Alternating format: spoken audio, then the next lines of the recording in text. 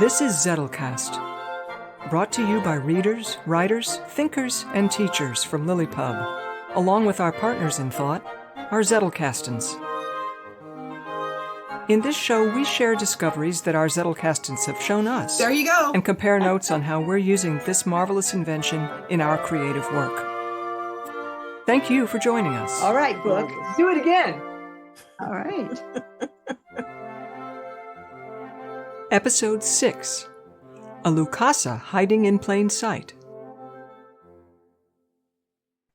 Well, welcome to episode 6 of the Zettelcast. Can you believe it?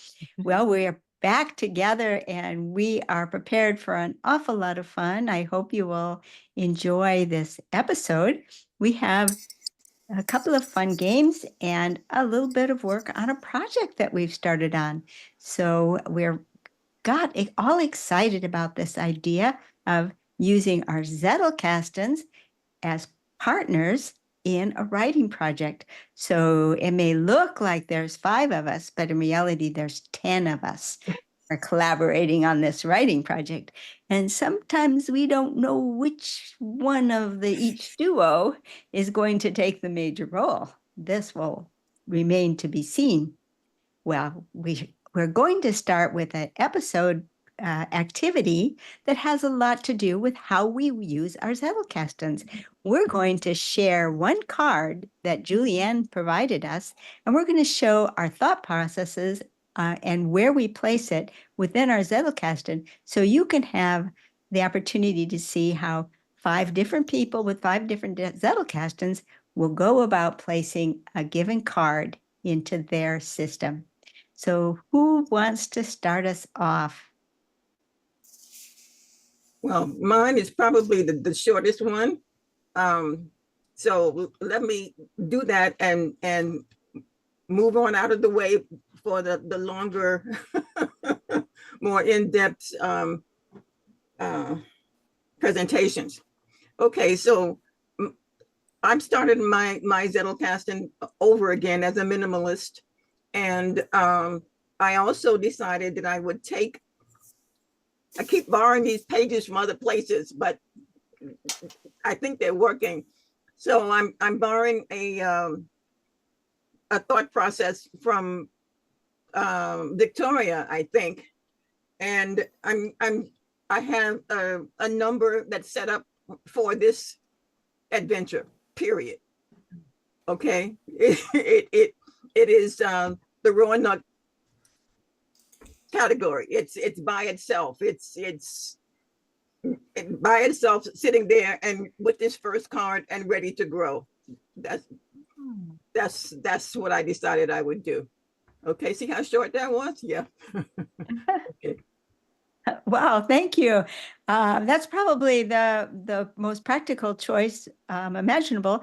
It didn't occur to me, and I love it. I might have to, other than the fact that I promised myself I wouldn't renumber any cards. Who knows? Maybe my Roanoke will grow right where this card got filed. Okay, who's next? I can go next since she called me out. Clearly, Deb and I have that spooky attraction thing going on because I did give mine a Roanoke number, which is 1180, and then / and the date 2024-10-21, which is the date I made the card. So that makes sense to me because it's indexed first under Roanoke, then under lukasa, then under memory, under Julianne, and under Zettelcast. So those are all the places that I would think to go if I were trying to find this. So that's what I did. 1180 is my Roanoke section, and so this just became installed right there in that section. And then I even have my first Roanoke card is Julianne's treatment of it. So that's always my placeholder in my box, because then I know all of it is right there. That's what I did. So the folded paper goes into your box as well. Absolutely. If it's something that I want to have the whole thing, especially if it's just one page, maybe 2, but usually just a 1 page of something, it just gets folded into quarters and numbered just like a card, and it gets stuck in Wilma. Wow, fantastic. Yeah. Okay, very good. Great idea. Who's next? Did we share the card Oh, yeah, for that's a good. people? We haven't done that yet, have we? Okay, let me go ahead and I'll change my video over to the down-facing camera so we Oh. can all see the card that we're looking I at. see. Okay, and now is that readable, however? I'm not convinced that that is necessarily readable for everyone. So since it's your card, Yeah. and since it may not be readable to all, why don't you tell us about the card? And you can talk about also while you're at it, where you placed it. Sure. Okay. So last week when I read out the story treatment, I believe I read out the part that referred to a lukasa.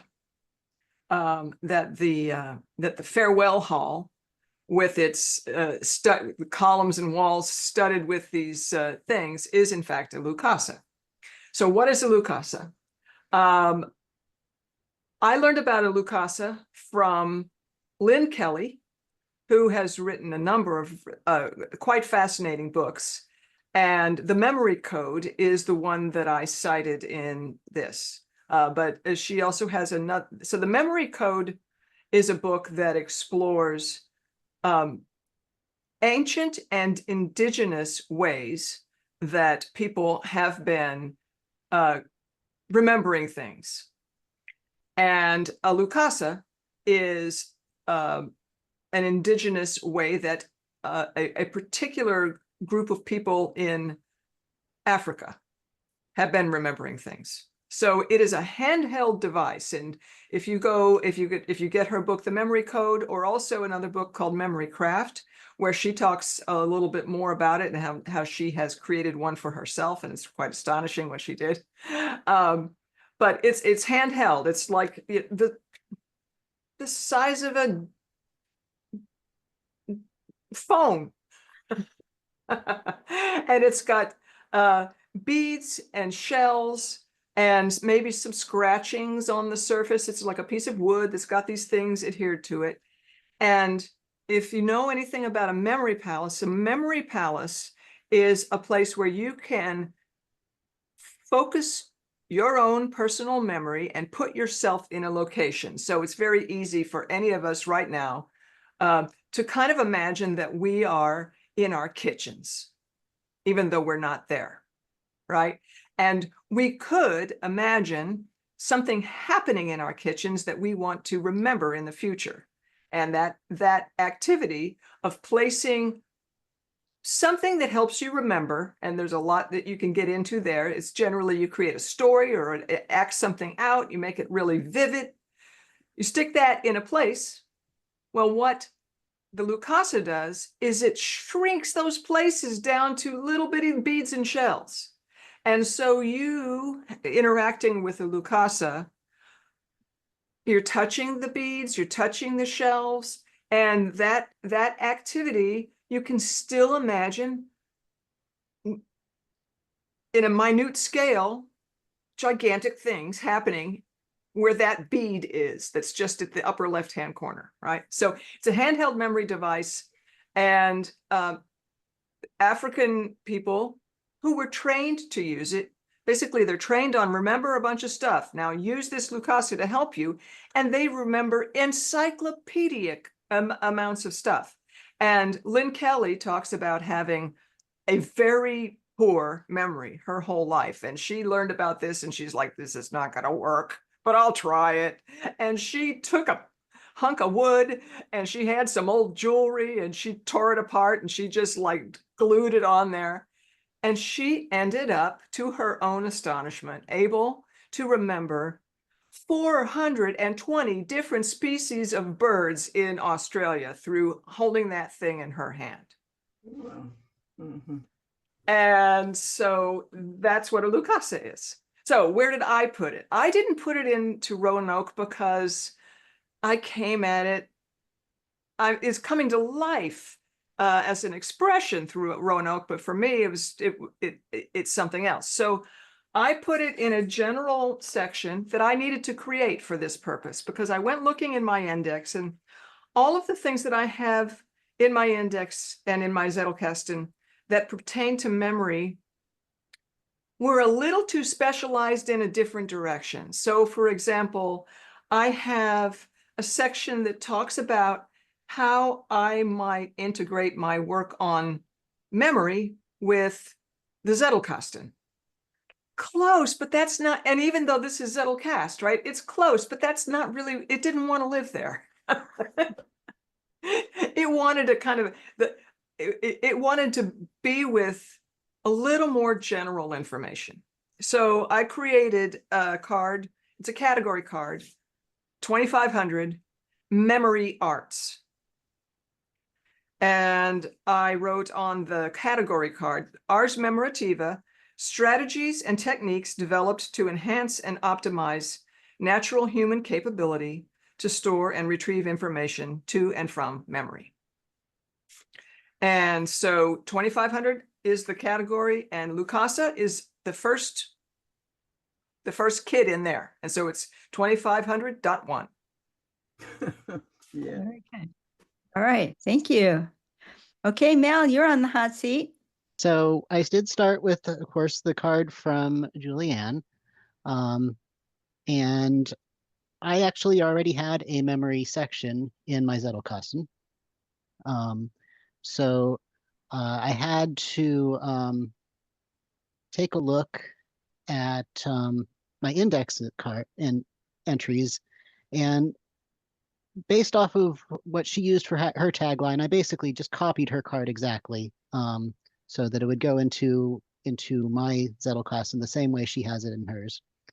But in the process of looking through that section and the index, I found a quote from Francis Yates' The Art of Memory, which was my foundational book that I started with to get a background in memory systems in order to learn more, to start off my research on Raymond Lull. So in a later chapter, once you get into the Renaissance, there is a guy called Robert Flood who made a memory, not just a memory palace, but a memory theater. And it was not an imaginary theater. It was a real physical little miniature theater that he built that you could go sit in. And the idea was you could sit in this theater and learn all of the different things that were possible to learn in the Renaissance.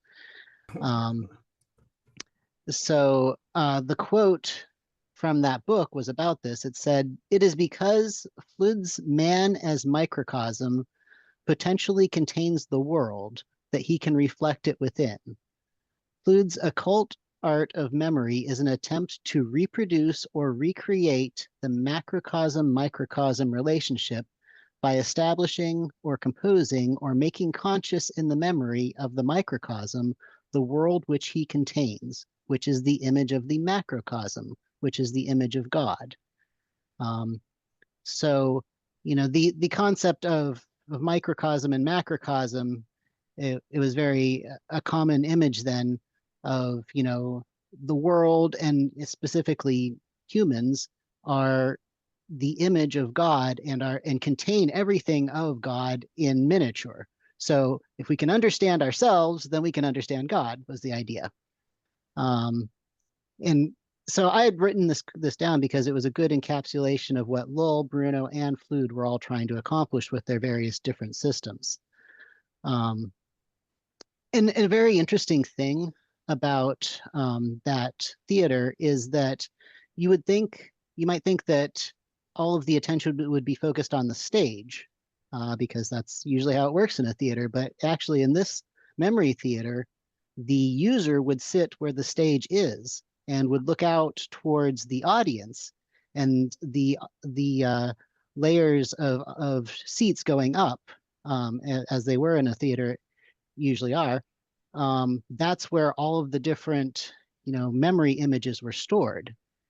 So I thought that this just fit in perfectly with the idea of the lukasa for the farewell hall, because basically that's what they're trying to do in this farewell hall, is to have this image, this information encoded in to transmit to a later generation.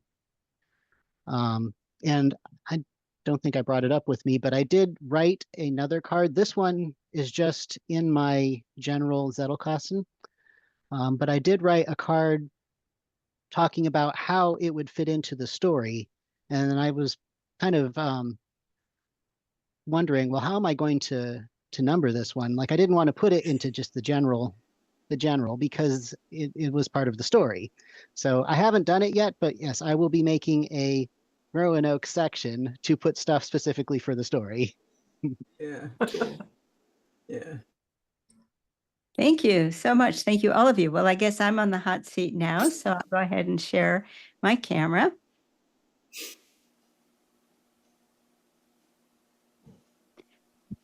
Okay, now this is a card we already went over on the lukasa. Now, before I could place it into my system, I had to shrink it down, which is what made it a little hard to share with you over the video, because this whole card became my input. So when I'm using my 4-step process for creating a main card that's going to go into my system, I had to use this whole thing as what came from the author, in this case, Julianne. So then my reaction to it was, well, will all the knowledge of the separated be thus encoded? And I think we're coming to the conclusion that yes, it will be. And so my tagline was, a lukasa facilitates, pardon me, a lukasa facilitates recall of unfathomable amounts of info. So as an addition to recall, I added memory, and in addition to unfathomable, I added huge, because I would be more likely to have memory in huge and not be likely to remember unfathomable, even though that was what was in my heart. So I included it.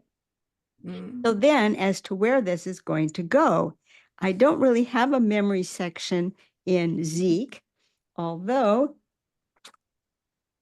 I've got one coming up in my new upcoming minimalist is going to have a section on memory. But this guy's getting filed now, and I don't change numbers, so I guess I'll have to link to it later. So I had to find something in my big Zettelkasten that it goes with. And this is the card that I came up with. And this has to do with the only thing I had on memory in my systems to date was a quote from Zettelcastens, who says that was quoting Montaigne, who calls notes paper memory. And so, okay, so I've got a memory system right now, it's notes, because again, like Kelly, like Lynn Kelly, I don't have a very good internal memory at all. I've ordered her book, Memory Craft, and so maybe I'll learn some of the techniques, but this is all I had on memory to go on. So even though it's a tenuous link, it is a link. And in my belief, a tenuous link is better than launching a whole new category. And I said, but but notes are only useful if accessible and preferably speedily. So this is my reaction to this card, which is quite an old one in my system. And so since this is the card number on the card it went with, this one was the next one in series. But well, it turns out that notes are paper memory is a pretty busy section in my Zettelkasten, and A, B, C, D, E, F, G, and H were already taken. So yes, this new piece of information went in section I. Is that the first time that memory was what called it in there, as opposed to notes? Yes. And so this also is the only thing that will link externally once I get link in with my new system that I'm teaching the people who are going through the minimalist program with me. I'll have a memory section in that area, and I'm going to have to figure out, well, how am I going to integrate these two systems? It was going to be rather interesting, I think. And there will clearly be this card will be a link, because these are all about notes. And in fact, observation notes, reformulation notes, main notes, bib cards, bib notes, excerpt notes, night notes, and morning notes, with night notes and morning notes being from Zettelkastens. So yes, this is all on notes, and this is the first one that pulls in memory. I'm back. Oops. However, I do plan to create a section. Thank you, Deb. Thank you, Victoria. Thank you, all of you. And I will definitely, in my creative writing area, create a Roanoke section for gathering the elements of our story. But this does illustrate for me the way I do work when I'm working with story. And that is information that's external to the story, I keep in my general Zettelkasten where the information goes. And what goes into my story section is the creative writing piece. And we definitely have some creative writing pieces that at this moment are not logged. They're just in a pile. That I do not care so much for things being just in a pile. Speaking of which, we have a new section added to our story building. And so I'm going to turn it over to Julianne to tell us about a little bit more about the world of Roanoke. Okay. So this is a work in progress. Last week, it was becoming clear, all right, I've got more in my head about this story than my co-authors could possibly have yet. And so one of the things that I did was I started from the story treatment that I read last week, and I pulled all of my books that are being drawn from on there, and I created bib card fronts. And so it's the bib card front, like all bib cards, it has like, what is this book? Who's the author? When was it published? When was the copyright? And I put my own purpose for how does this relate to Roanoke? So right now I'm just looking at the timeless way of building, and the purpose for Roanoke is that it informs the colonists, also known as the ancestors, design of the common and private spaces that they built. Just one of many. And so there are no main cards from any of them really yet. That's kind of the beauty of this entire endeavor for me. It's helping me make sense of all these things that I have found so interesting. And it's an amazing blessing that you all seem to find it interesting enough to want to play along. So, all right, I'll just read out what I added to the story treatment. So, who are the ancestors and what is this place? A fundamental conceit of this story is that when man begins to travel and populate other worlds that support human life, there will be opportunities for people to attempt to create their vision of utopia. The ancestors get this opportunity, and play is their way. So the ancestors are a cross-functional group of mystics. So cross-functional is a term of art in my world as an Agile coach. When you're putting together the best team to write the software or to build a particular product, you want to get all of the people across all of the disciplines that you need. And sometimes if you wanted to get all the masters, it would be too expensive a team. And so some people also need to be able to straddle certain fields. But in any case, this is a cross-functional group of mystics. They are a diverse group of geniuses in different fields, and they are united in their love of humanity and in their profound playfulness. So Grandpa is one of these ancestors, and these people are good-hearted people. They each attained their mystical insights through different paths. And this is my own personal conceit. It just kind of comes from my observation of what I've seen other people do and what goes on with me. And that is, if you look deeply into anything, you're going to start to see the divine in it. Mhm. So sacred geometry, the timeless way of building. I could go on and on. You just look deeply into something, and that's kind of what I've been collecting accidentally, are people who have gone deep in these diverse fields. So the ancestors attained their mystical insights through different paths: mathematics, physics, music, poetry, art, architecture, computer science, philosophy, theology, botany, biochemistry, cosmology, and games. And it's a broad spectrum. They each see the divine in their areas of deep inquiry, and they revere the divine in what others see more clearly than they. So they are driven by a shared desire for mankind to reach untapped, transcendent potential through divine, collaborative diversity. So I view them as a supergroup. So supergroup is a name that was given basically in the 60s and 70s, when rock groups started to be formed from other star rock groups. So Emerson, Lake and Palmer is one example. Led Zeppelin is another. These people were already massive stars, and then they create something even more amazing together. So this is a supergroup, and games are their art form. The world in which Roanoke takes place, whatever they end up calling it, help, is their masterwork. They design the world as a place with a way for humanity to discover profound truth through playing together. So I think that I've got an end note that I have been breezing over because I haven't really, it's main cards that don't exist yet, but I just want to give a little preview of the end note that goes there: discover profound truth through playing together. So one of the bib cards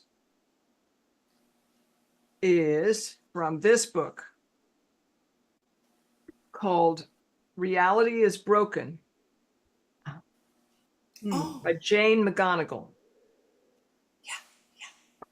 She's a game designer and a futurist. She has a fascinating TED Talk where she talks about this thing. She's also created this thing called Super Better, where people can kind of gamify their recovery in difficult situations through the support of other people.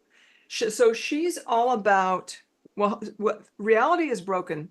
The idea about reality is broken is that the fuddy-duddies in the world, and I was one of them, who viewed, oh, these kids and their games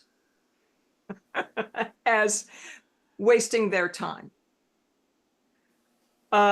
She's here to tell you that if you get some of these very, very brilliant game players together, you will see a level of, especially cooperative games, you will see a level of deep collaboration like nothing. And reality is broken because they get into the workplace and there's nothing like that. Collaboration in the workplace is very hierarchical and reporting status and that sort of thing. And it's not what they experience when they go home and they play these games. And so part of that's a great point that she makes. And then she's also been part of designing games that are out in the world. Oh. And they draw, people, well, wow, they find themselves they're in the middle of the game and they get drawn into solving the problem or the puzzle of the game. So she's a huge inspiration as a backstory for this supergroup, the ancestors. I kind of fancy that Jane McGonigal is an ancestor of one of them. So when you create a game in today's world, if you were to create a video game, there's somebody who's in charge of the user experience. And there are people who are in charge of user experience of all software, but the user experience of a game is how do you know where you stand? And how do you know, are you about to die? And How do you interact with the world so you know what you're supposed to do? What's the user experience? So grandpa in the ancestors is their user experience designer. Oh. And in the world of user experience, they use the term design language. Ah. So you develop a design language for your game, and an element of his design language in which he takes special delight is hiding things in plain sight. Oh. Okay. So thanks to Grandpa, the world is strewn with functional Easter eggs. Ah. What are they? I don't know. We're going to figure that out. It's not the Nice. hiding that he loves so much. Is the players smack on their own forehead when a thing is seen to have been there all along. Mm. And Jenna discovers Grandpa through this very gesture. Oh. So the ancestors are great at what they do, but they are not perfect. They're human. They have gaps and blind spots. By the time of our story, they are long dead. So all does not go according to their plan, but the experience of this world delivers more joy than sorrow. And the facts behind the world's design and the designers, all the things that I just said, the people who nobody necessarily knows when they go live in this place that that's what they're about to get into. It's not like Westworld, where it's an amusement park as a planet. It's a place to live. And it's, so it's not written in the brochure that, in fact, this is a game. Mm. So the denizens of the game world discover this aspect of its nature through interacting with it, and our readers discover it with them. Hopefully they'll be just that little bit ahead of them that makes story uncovering a puzzle fun. So there are a lot of main cards to come out of what I've just said there. Terrific. And you also supplied us with a bibliography of books that you intend to draw on for constructing the world from your contribution to it.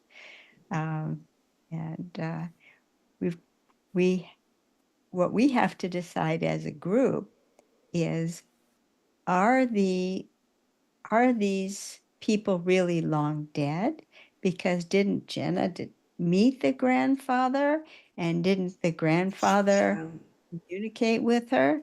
And haven't they discovered a mechanism? Haven't we already established that they have a private communication channel apart from the link? So maybe dead isn't exactly the right word to describe our Transcend.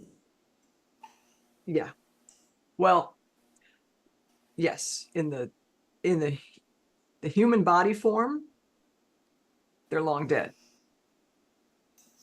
But so when I read the part of the story treatment last time, one of the links that I will be sending to you is based on an interview and a write-up of that interview that's told by a very amusing writer named Tim Urban. He did this interview of Elon Musk and talking about the vision for Neuralink. Right now, in a practical way, Neuralink is being used to help people with impairments. Help people who are paralyzed be able to move things, be able to interact with computers, that sort of stuff. But an idea behind, the big idea, because Elon Musk is nothing if not a creator of big ideas, is that the Neuralink could be a place to offload your memory. Offload your memory. And so if you've done that, is it dead, or is it something that can interact in some other way? So that's kind of where I see that she's going to discover, and it might be a little sad when she does, that she's interacting with his Neuralink. Okay, very interesting. Because of course that affects us for world building and story designing. Because for me, I'm all about the characters, and for me that means I immediately want to know about motivation, and that helps a lot to know that the ancestors' motivation was primarily curiosity, and which they call play, but just being wide open to the adventure of learning and seeing what the universe has to offer. Maybe they found something that was a bit dangerous, or maybe they found a higher place to be. We don't know. But because they are long dead, their motivations can only be intuited unless someone else actually gets the link in and finds out that it's more of a living link than they realized. But then will that entail a choice? Can they participate in both worlds, or will they have to choose which world to live in? Yeah. Which is going to be an interesting thing. But motivations, those who are still in the world making choices based on personal motivations, are those primarily going to be the researchers? Yes, I think so. Yeah, they're actually our protagonists, Okay. and the ancestors are the world. That's how I'm seeing it right now. I keep seeing, sorry, I keep seeing this Ray Bradbury Star Trek thing. One of the episodes, they have the people, the light people, the people who had so embraced the intellectual and the mental part of existence that their bodies just disappeared. They no longer inhabited these shells, Uh-huh. you know? Yeah. And you see them on this planet. Actually, they descend down and they're standing on this rock talking to Kirk and his people. And they are godlike, but not, not, because all they are about is sharing what they've discovered, what they found. Mm-hmm. Ray Bradbury, what a mind he had. I mean, I know. this is wow. Okay. So there's that. I when you were speaking, Julianne, I just kept seeing that image, that scene over and over and over again. So it's not about death, but it's another form of existence. Right. Another form. Well, not that I am a mystic, but I become more familiar with mysticism by the day. And what they tell you is there is a certain stage of enlightenment where you have a completely different view of death than you did going in. Yeah. Mm-hmm. And I'm convinced that these people have that. Do I know what it is? No. It's all right. We'll figure it out in post. We'll figure it out. Yeah. Yeah. And there's, so one thing that's really important to me, and we'll just say it here. I'm not bringing this story as you guys helping me write my story. Because if I wanted to write this story by myself, I think I could do it, but it wouldn't be the same. I really want to write it with you. I want as soon as your own references and your, Mel, you found a place for it that is in a place that you already have, and you're all going to find something, and then we're gonna have debates. No, he wouldn't do that. Yes, she would. Yep. There's nothing better than when people start talking about your imaginary friends as if they're real people. Yeah. It's the best. Yeah. Well, I'll help us all deduce a character profile diagram for the character.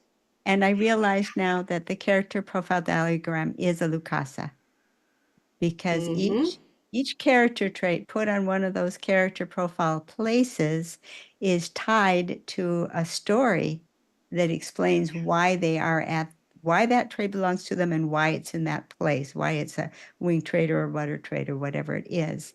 And when you touch those points, and I even tell my students, touch them and let the story come back to mind. And all you have to do is go, if you want to reconnect with a scene you had to drop because you only had 10 minutes to write, pick up the cards of the two people, touch the points, and you can pick up where you left off with the scene. You'll be in the right emotional standpoint. And then that will also be helping us formulate our debates of whether they would or wouldn't do X or Y, because we'll be able to see it in the light of the character profile diagram. Say, oh, well, if you did this one, that means it's now shifting down to a rudder trait, isn't it? Oh, no, I think he's going to do that one. It's going to stay in the wing position for a little longer. And that's, it'll be able to give us insight in our debates. So I'm excited about that. You're going to have to add that link now, Kathleen, to that card, the lukasa card. You're going to have to add a link to to your diagram. Yes. Oh, yes, I'll have to. Okay, I'll do a posting for our shared area. And we also have to think about our viewers, because we read stuff off to them. But if we want our viewers to really enjoy the journey, is there going to be a mailing list that our viewers can sign up for at lillipub.com perhaps, where they can get on a mailing list to see some of these things as we develop them? That'd be cool. I think it'd be cool. Okay. So LiLLiPub can have its first subscriber mailing list, people. It's first Right. product. And then, of course, we can set up a mirror inside of LiLLiPub so that if somebody wants to join LiLLiPub, which is for a fee, it's $8 a month, so not everyone will want to join, but those who want to join can see it in the form of posts. And those who just want an email connection will get an email after each show giving the new things. And if Show they notes, I join guess, yeah. LiLLiPub and post, they can even get into the debate. No, I think it's going to stay a wing because Yeah. and we might end up with more contributors to our story than just us 10. Right. Excellent. Well, we planned another activity that was just for fun, where we were going to pull a card out of our Zettelkasten index that goes in a lot of different directions. Did anybody have a chance to do that and pull one of those cards they'd like to share?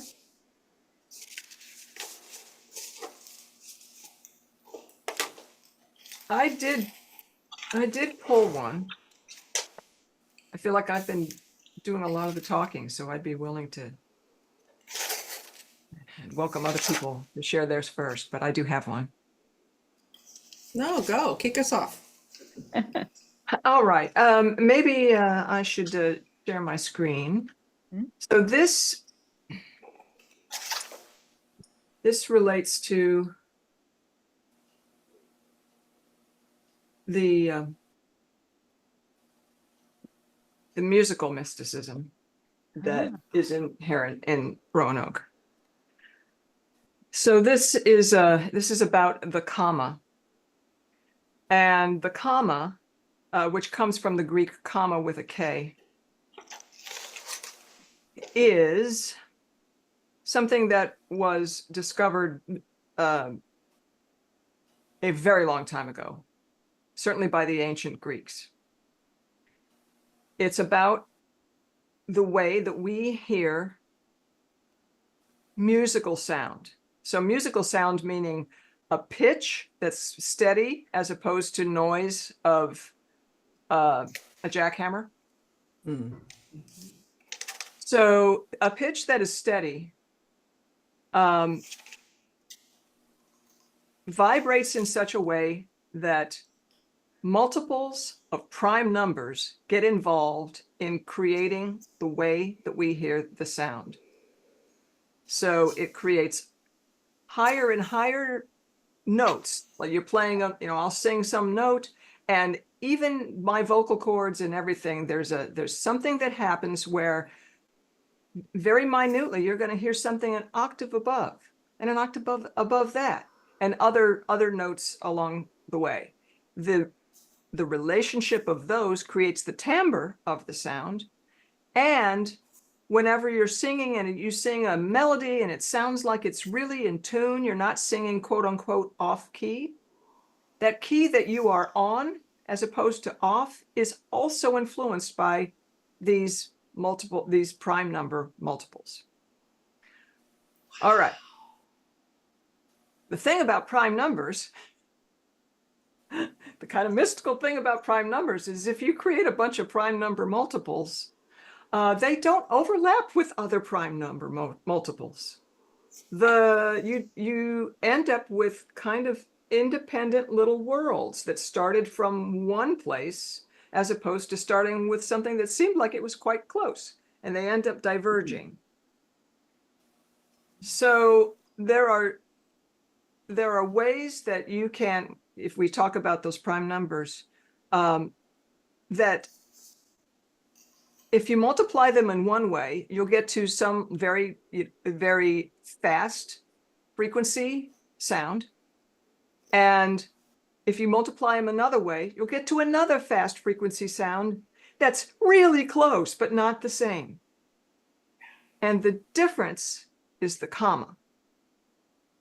Oh. So that was a real conundrum prior to the invention of what we have on pianos today, which uses equal temperament. And what that does is it is a horrible compromise that enables a wonderful thing. It's a horrible compromise in that all these things that are perfectly in tune with each other are smudged just a little bit so that those commas, a note that could be middle C on the piano, and it's almost middle C in one direction, if it were in true tuning, or almost middle C in another direction, and each of those is a portal to a completely different harmonic world.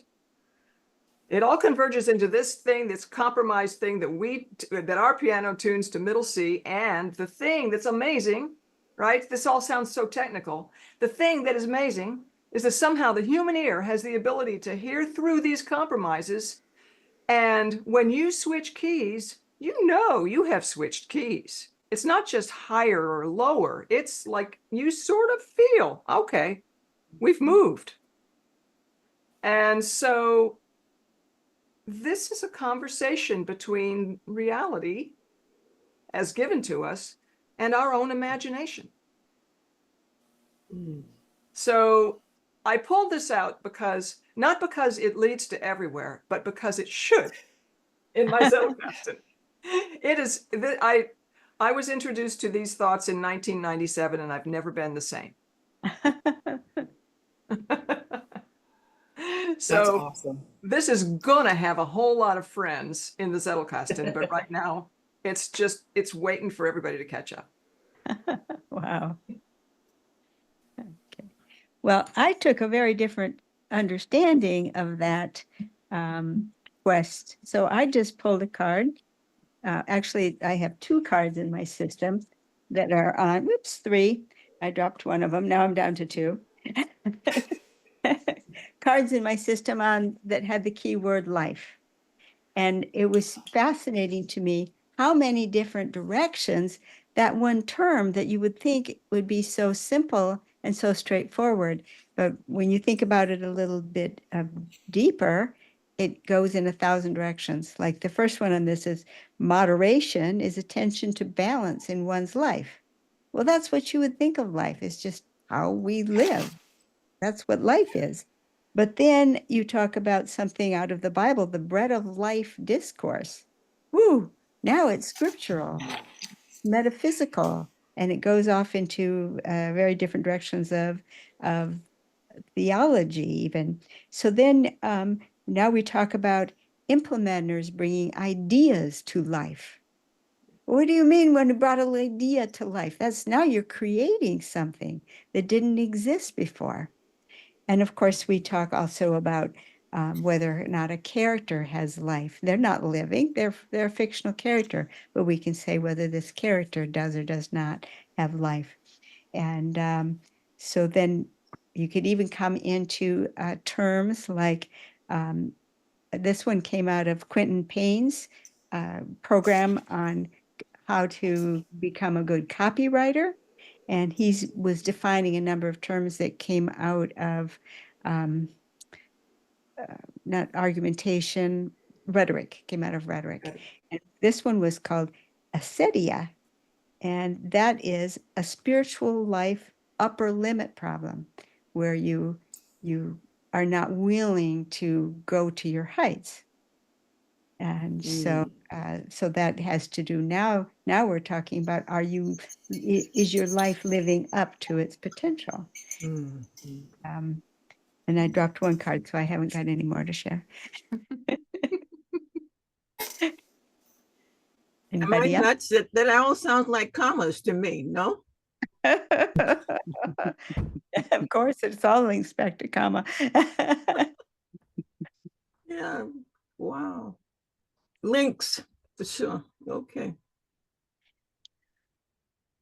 Well, because up until recently, I was using keywords instead of taglines for my indexing. And because I have widely varied interests, I either have widely varied interests or I go deep on something for a while. So I don't have a whole lot of examples right now of multiple different parts of my Zettelkasten that link to the same sort of term. Like either I've got really wild terms that only go to one place or one or two places, or I've got a whole bunch of terms that are all going to pretty much the same place because that's where I'm working. But I did find one. In my index, I've got a separate card for art and artists because I had developed enough index entries for that. And it does go to some different places. I've got art as propaganda, is one place it's going to. I've got artist statements / bios because I do paint, and anytime that you're going to have something in a show or a gallery or anything like that, they ask you for an artist statement or a bio, and I hate writing those things. They're Kind of so cringy. yeah, and and you've done all the work, you've made the painting, and now you have to write something too. I mean, come on. So I started collecting those, especially if I felt that they were particularly fun or interesting. So when I have to write one, I can go back to those. But I also have the definition of an artist. And then this is completely different. The art of workflow, which was a time management system that I was looking into. And, it's not on here, but it occurs to me that I could have the art of memory on here because I've been working with that. But it just, for some reason, that didn't end up in the index. So I'll have The to art fix of that. war? I mean, Well, yeah, sure. Absolutely. yeah. Okay, wow. Mm. Mm.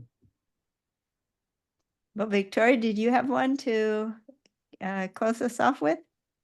Or I don't think I do. I mean, I was just taking another pass, but I use my system so specifically, that doesn't really happen to me very much. Yeah, I'm looking at where it's pretty dense, and I mean, I tend to keep things pretty sectioned off, I think.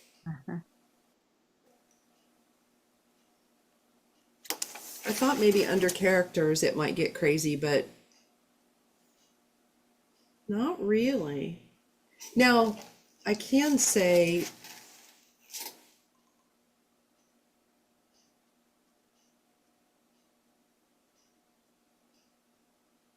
Yeah, I don't think so.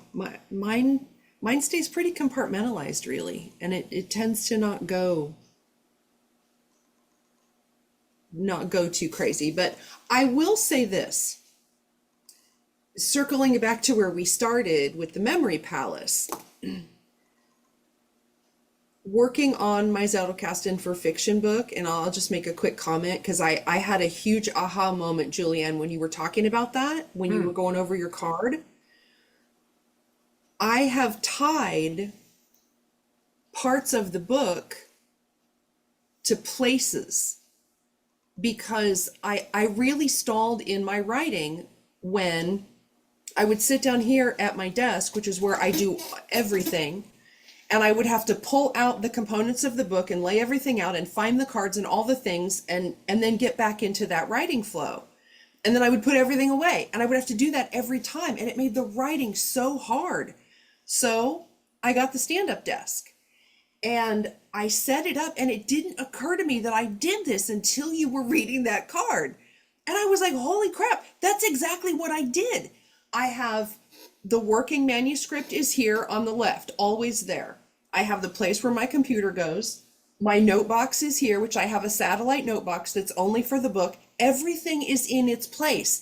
And I can literally put my hands on that note box and look at the number 9 for chapter 9, and it's all there. That's exactly what I did without realizing it. That whole corner is my book lives over in that corner because of the places where I've put things. Clever. Yeah.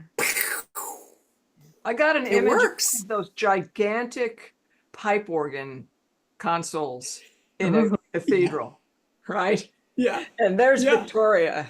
The Totally. sounds are immense from behind. Totally. Yeah, I Kathleen and I were talking about this an hour ago when we had another call, and it didn't occur to me, but that's exactly what I've done is I've set things in places where when I sit down, I can find the chapters in my head. Yeah. You have a lukasa. Your desk has become a lukasa. Yeah. I do. How cool Deb, is that? yeah. Deb, did you end up with a term that goes in a lot of different directions?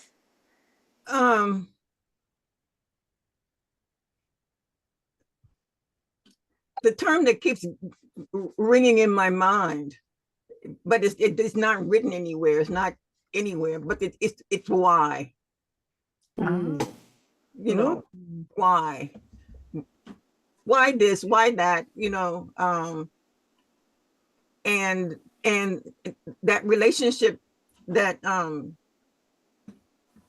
Tom was talking about the other day, Tom Cobb was talking about the other day, and my mom and that whole experience. Why is it that we have such difficulty holding on to the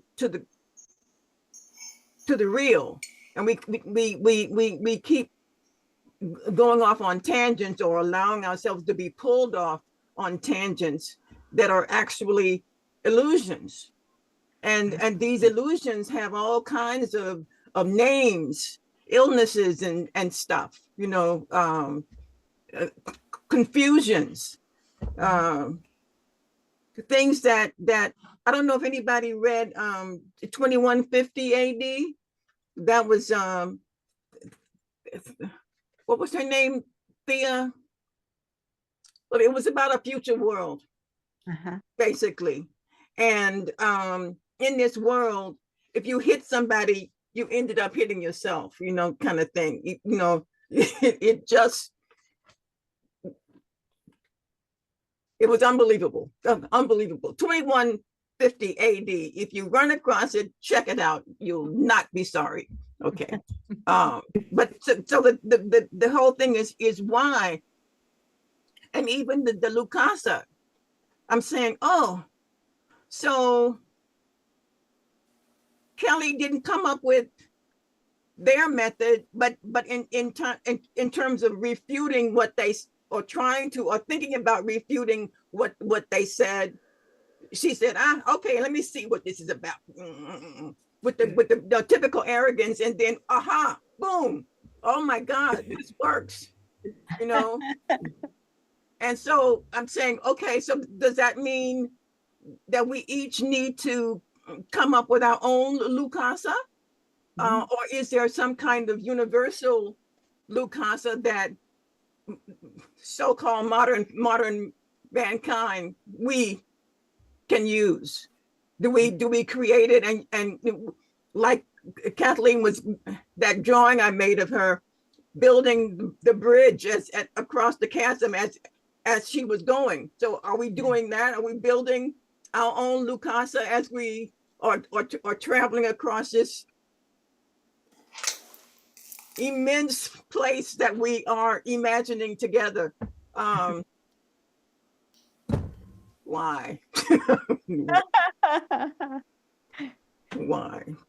So that's where I am, if you can call that being someplace, but that's where that's the word, the term that keeps pulling at me, you know. Why, followed very closely by how, you know. Yeah, so but I don't know how to put that on how to ZK that. How do I Write a scene for Roanoke. That's right. That you're one of them, Deb. Yeah. one of them? Okay. One of the ancestors. I understood, but still the question mark is still there. Yeah. What? You know, okay. Yep. Yeah. The playfulness of the ancients. And okay, and grandfather hiding things in plain sight. What is the thing that he's going to hide in plain sight? Well, one thing he's going to hide in plain sight are artist statements. What is that what they were called? Yeah. That's right. The funnier the better. It's like people have been saying that for generations, and they didn't know that it was the artist statement of so and so. That's right. Well, my goodness, the time has flown. It has. Yeah. We've reached the end of another episode of the Zettelcast. Well, I hope you will join us. We can be found at lillypub.org, and I will set something up that will enable us to share material with you, set up a section inside of LiLLiPub where we can gather to talk about Roanoke, if you want to participate in that way, or I'll set up a email mailing list where if you don't want to incur the $8 a month for LiLLiPub, you can still get copies of these documents that we're producing and play along with us. So if you want an active role playing along, LiLLiPub will be your spot. And if you want to just follow along, then sign up for the mailing list and we'll keep you updated. So Thank you, Kathleen. I'm so glad you thought of doing that. Thank you. And who is going to lead us in our next one? I can. Okay, Victoria's our leader next time. So post Okay. for us our agenda, and we'll see the rest of our audience in another week for episode 7 Yeah. of the podcast. Bye-bye. Bye.